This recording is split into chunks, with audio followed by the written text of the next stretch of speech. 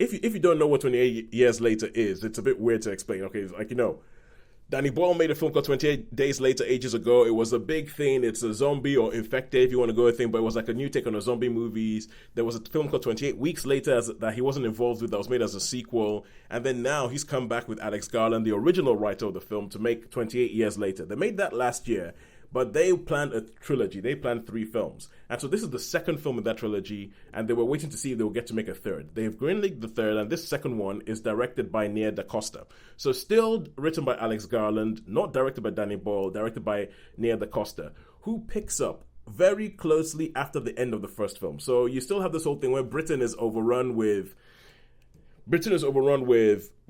infected by the rage virus. They're very like zombies. If they touch you, if they bite you, you become one of them. But they're quick and they run around and all that kind of stuff.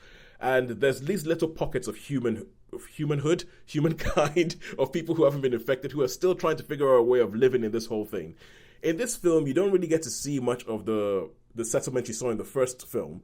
This focuses a lot more on Spike, who left the settlement in the first film and went into the mainland to sort of like try and fend for himself. And he is beginning to find that it might be a little bit scarier than you would expect a 13-year-old person to be. I remember when we reviewed 28 Years Later, we all had various issues with the character of Spike, and we had various issues with the film itself, and we had like various logic things and fails, and I think Sharon and Holly both wanted the kid to get eaten by a zombie because he was a very, very self-centered idiot. And in this film, I think it's fair to say he kind of gets a little bit of a comeuppance, because right from the word go, when the situations that he's in, you're like,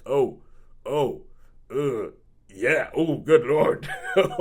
And you get to meet more Jack O'Connell, who was introduced at the end of the first film as Sir Lord Jimmy Crystal, who is this self-appointed kind of, I don't know, apocalyptic pope, you would call satanic apocalyptic pope, who thinks that it's his job to go around and free humans from this thing by killing them and all that with him. And he has this whole messed up mythology he's built around himself about his fist and how his fist has 7 fingers, and his father is Saint Nick, who was actually the devil who sent him to do this whole thing. And he has these acolytes that follow him around, but they're beginning to wonder, is this guy actually off his rocker, or does he actually have anything to say?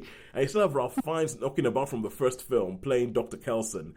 And I have to say, Ralph Fiennes, there's scenes in this where you just think Ralph Fiennes is having the time of his life. I'd love to do He's having the time of his life. I was trying to practice some of those moves. Oh my, the Iron Maiden bit. The Iron Maiden bit is just kind of like, you look at Ralph Fiennes and you're like, sometimes you think, well, why did they agree to do this? You see that scene, the scene that Shaun has in the background, and you go, this is exactly why Ralph Fiennes agreed to do this. This is exactly why he agreed to do this.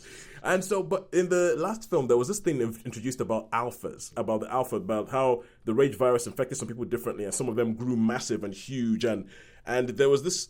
And there's a very interesting story that they have between Ralph Fiennes and this alpha called Samson, and what goes on there, and what he's trying to find out, and what he's trying to think about because I think the Dr. Kelson character is a bit different, because he builds the bold temple of the thing, and in the first one, people thought that he was some weird psycho, but he is kind of like, I think he's probably the most compassionate character that you would find in the whole thing, and he has compassion not just for humans, but he has a compassion for the infected. He has compassion, and he keeps trying to think about, look, what can we do here and everything. And the storyline between him and Samson, I thought, was actually really, really good. There's essentially 2 storylines. There's Dr. Kelson and Samson, and then there's the Jimmies and what they're going to do. And then these 2 storylines sort of like collide, and it's about what happens when those 2 things collide.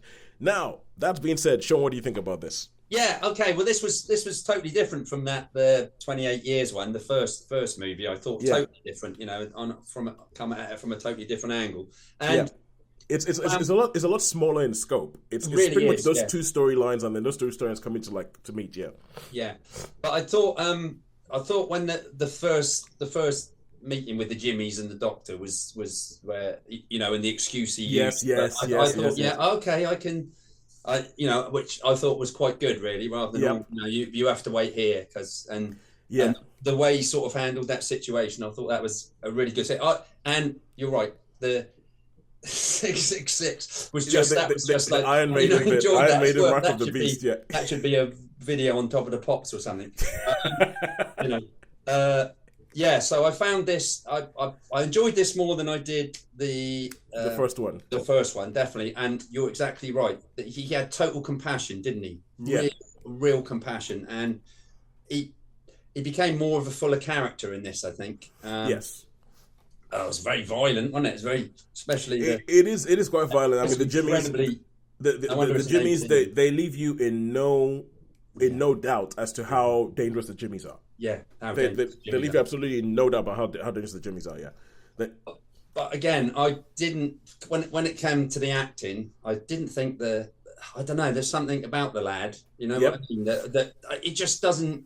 I don't know. He didn't convince me. He's not convincing, and I think he was a bit of a letdown. It's I don't know. Difficult to explain. I think well, then he has to spend all this film being scared. So essentially, this. Yeah, but he didn't strike. To me, he was like he was trying to be scared, and he didn't convince me he was scared. He was trying to be scared, but yeah. I think my take on what you're saying is he had one expression for being scared. Yeah. And that expression just kept happening over and over and over again for being scared, because Spike isn't really the key. He's not the lead character of this film. I mean, if you're going to ask who the lead character of this film is, arguably it's Samson. Yeah. Arguably it's Samson. Arguably it's Dr. Kelson. It might be a three-hander between Samson, Dr. Kelson, and Sir Lord Jimmy Crystal, played by Jack O'Connell, who is brilliant. And I mean, with this and Sinners, I mean, the guy is good at playing psychos. That's all I can say. There's some symbolism in it, because he walks around with like an upside down cross on his neck. I mean, and there's some very, very, very blatant, obvious symbolism with his final line in the film. Oh, for sure. Not held about that. Yeah. Honestly, like, there's some very. It's kind of like you're kind of like, what are they saying here? Are they saying anything? Did they just chuck that in there because it was fun? I don't know. But so I agree with you in that I go on with this a lot more than I did the first one, and I think because the first one is building this whole new world and everything like that. This film I think just goes, okay, fine, you already got the world from the last one, and I feel like they went going on to Shaun's sort of like jumps of logic or things that just wouldn't happen. There were not that many, I don't think. That many. Like, I remember that there was a big one that had to do with gasoline in the first one that really, I was like, wait, hang on a second, what the heck? Yeah. But in this one, I think because it's a smaller story, it's just really about some of the best scenes are people sat down talking. Yeah. There's one scene between Sir Lord Jimmy Crystal and Dr. Kelson that's just really, really great. When they just sat down. Yeah, there's a lot of scenes between Dr. Kelson and Samson that are actually kind of touching. Yeah, they really are. Yeah. There's ones. I mean, there is. I don't feel like. I mean, there is. I'm trying to say this without giving any spoilers, Shaun. It's a difficult one, isn't it? Let me put it this way. This is one of the best. I don't think I've ever seen a film where somebody has uttered one word, and that one word is like you go, oh. And there's a bit where somebody utters one word and you're like, oh, wow. So all in all, I mean, I personally would give it, I'll give it a 4. I would give it a 4 out of 5. Yeah, I'd probably give it, for me, it'd probably be a 3.25. 3.25. So Sharon, just so you know, we've adopted your thing. So and now what we're doing is that you have your full numbers, your whole integers, if you will. But then there's graduations of 0.25, 0.5, and 0.75 in between the numbers. So we have adopted that because we think that's good. So that's what I would say. And okay, and Shaun, there is a other question that we've added. We added this last week, Sharon. When we see something in the cinema, do we think that you should watch this in cinemas, or do we think you should wait to see this on streaming? So Shaun, what do you think? Watch The Bone Temple in cinemas? Cinema, purely for the Number of the Beast track. I mean that in itself is pretty amazing.